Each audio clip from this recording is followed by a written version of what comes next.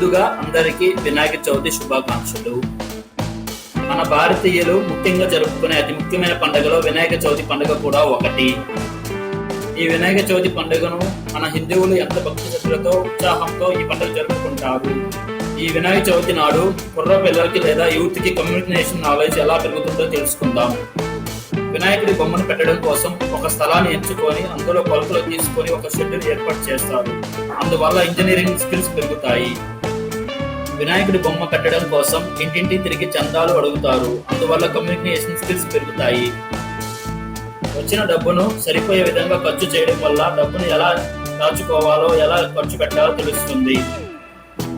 Current బిల్లుల గురించి, DJ బాక్సుల గురించి తెలుస్తుంది. వినాయక చవితి సందర్భంగా 9 రోజులు కలిసి ఉండడం వల్ల తమ స్నేహితులు ఎలాంటి వాళ్ళో తెలుస్తుంది. వినాయకుడికి 9 రోజులు పూజ చేయడం వల్ల మన పూజా విధానం, సాంప్రదాయాల గురించి తెలుస్తుంది. భగవంతునిపై నమ్మకం పెరగడం వల్ల భవిష్యత్తులో తప్పు చేయడానికి భయపడి క్రమశిక్షణలో పెరుగుతారు. మరెన్నో ఉపయోగాలు ఉన్నాయి. జై బోలో గణేష్ మహారాజ్ కే జై.